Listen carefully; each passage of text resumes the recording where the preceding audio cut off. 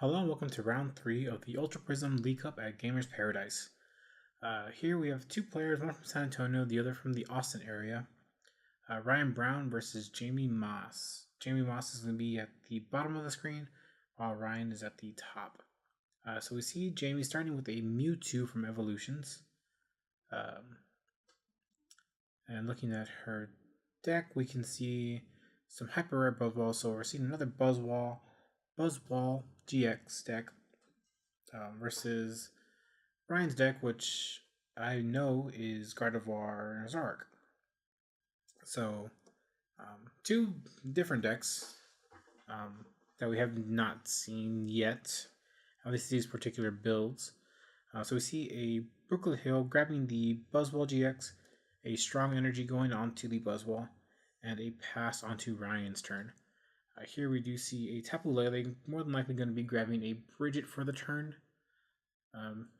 grabbing a couple of Ralts and a Zora in play, more than likely, assuming that the one of 3 or 4 Bridget that are in the deck are not prized, which would be pretty shocking. So let's see. Looking at energy in hand, don't know if he'll draw support for the next turn, but we do see Ryan eyeing out that Bridget. So with that Bridget, going to allow Ryan to grab 3 basic Pokemon. We do see Ralts, and more than likely is Zorua. Or maybe the third Ralts. So we see Ralts, Zorua, and will he grab another Zorua or Ralts? We do know that Ryan started an active Zorua, but more than likely that Zorua is going to go down to a Jet Punch, assuming Jamie can move this Mewtwo from the active position. So while Ryan shuffles up, again, I don't know if you can hear the airplanes that are flying by, but I do apologize for that, as I stated in the previous videos. So we go ahead and we'll see an attachment going onto the bench Ralt, attaching the basic fairy energy, and we'll see a field blower getting rid of the Brooklyn Hill, and a pass on to Jamie's turn. So we do see in Jamie's hand, she did top deck an Ultra Ball. There is a strong energy onto the Buzzwall, so Jamie has the option of bringing up the Ralts and taking a knockout with the Jet Punch. She also be able to put 30 damage onto one of the bench Pokemon, more than likely going to be on a Zorua. But we'll go ahead and wait and see what she does. So we'll see a Jet Punch, placing 30 on the Zorua on the bench, knocking out the Ralts, and back onto Ryan's turn. We do see a DCE in Ryan's hand, so that allows him to start putting some pressure with these active Tapu Lele. As I mentioned in the, I believe it was round 2 video, Tapu Lele is actually a really good attacker in this matchup.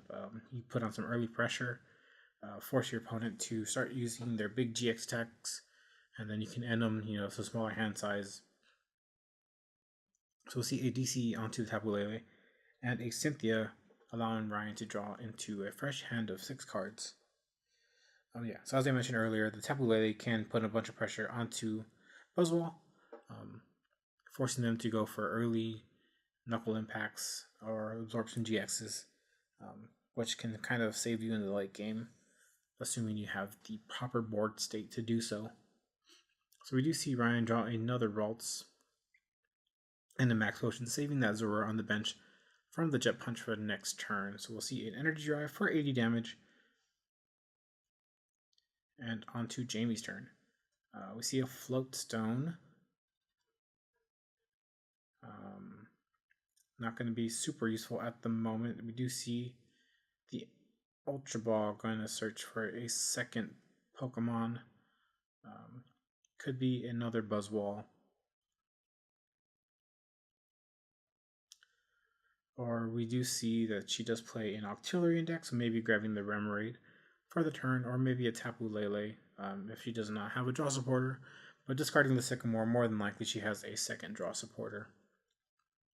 So we do see another Hyper Rare Buzzwall GX coming onto the field, and we will see an energy attachment onto the active.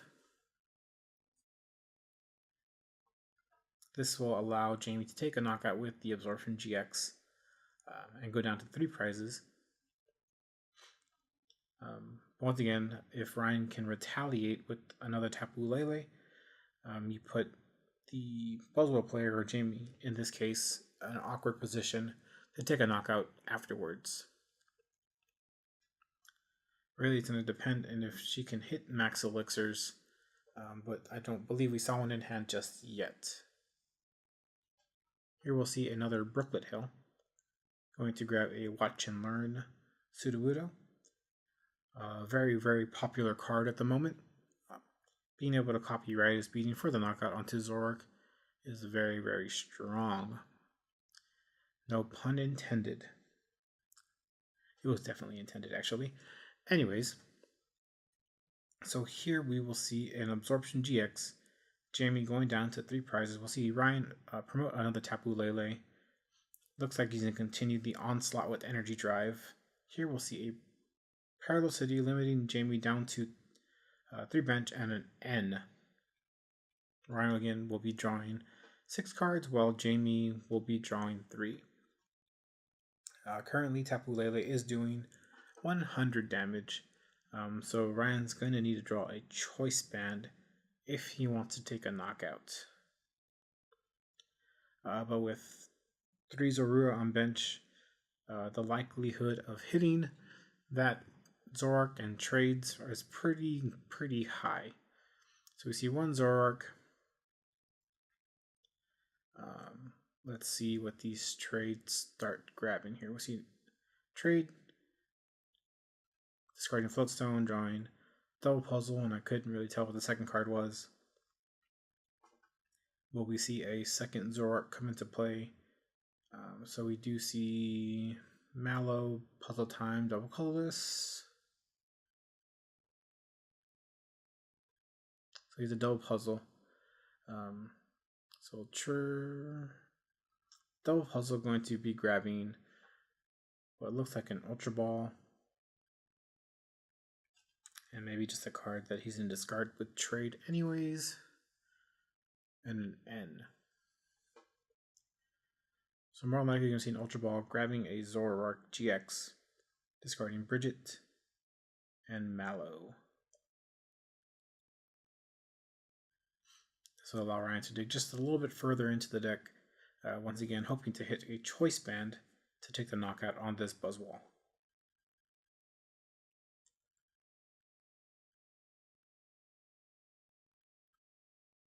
So here we'll trade a Gardevoir, and we do see a third Zoroark GX, and we'll see one more trade, discarding a second Mallow, and looks like Ryan is missed the Choice Band, and we'll just see another Energy Drive for 100 damage, leaving the Buzzwole at 10 HP.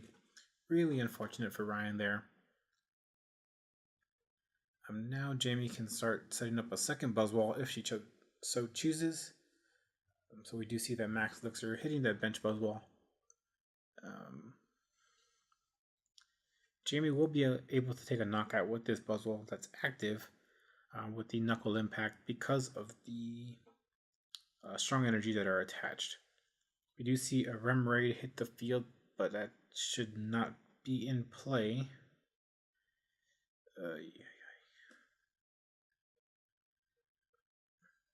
Well,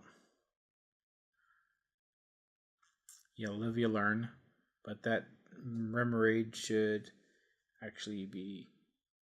Yeah, okay, they got it. Cool. So the Remoraid getting shoved back into the deck as it should be, and an N. I will say that I was not. I was actually playing this event and left my computer to record, so nobody blame me for anything that gets missed. There was no dedicated stream judge either. The judges were walking around as they should be. So yeah, but players were able to resolve this, and that's great. Here we will see a trade discarding the Evil Soda. We'll see a trade number 2, discarding another Zoroark. Here we have a Rare Candy Gardevoir opportunity. We'll trade one more time, discarding a Guzma. The Rare Candy Gardevoir, Secret Spring. So if Ryan really wants to, he can just take the knockout. Okay. Another option he had was to retreat the Zoroark and attack with the Gardevoir on the bench. Leaving the Zoroark active is a little bit scary. If the Sudowoodo can somehow get energy onto it with either a Max Elixir or a Max Elixir energy attachment, and then a couple Pokemon on the bench, but because of the Parallel City, the damage output would not be that great. It'll be close, but not close enough. Here we'll just see a Jet Punch for 60 damage and putting 30 onto 60, 80. Oh, with the Regirock EX, yeah. So 80 damage because of the Regirock EX, and 30 onto the Ralts. Here we'll see another trade, discarding the Evo Soto. We'll see a second trade, probably discarding the Bridget, yeah. And then a third trade.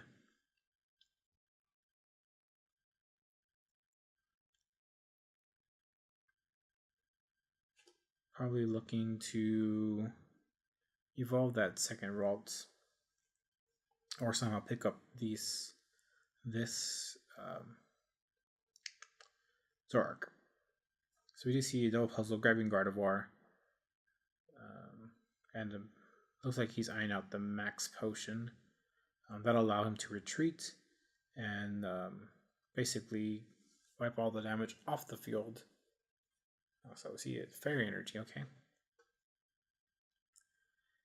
So we'll see a Rare Candy Gardevoir.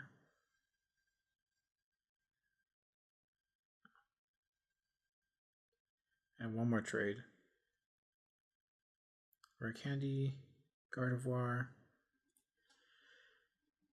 Secret Spring, attach for turn, Choice Band, retreat, and we'll see an Infinite Force for 1, 2, 3, 4, 5, 6, 7, 210 damage.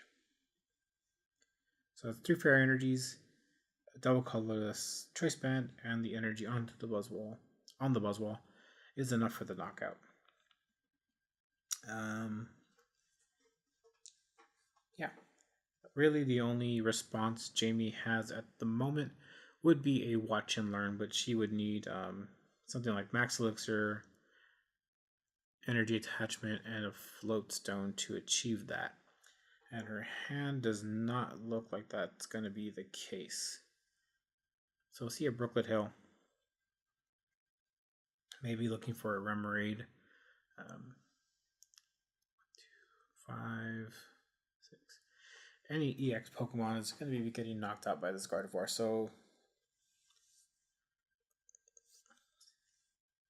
unless she plans to stall for a turn, or maybe get the Mewtwo going to do some damage to this Gardevoir, this game looks like it's almost over. We'll see a Max Elixir. Let's see where she puts this energy. Nope. Looks like she chooses not to attach energy to the bench Pokemon. And looks like we'll see just a pass onto Ryan.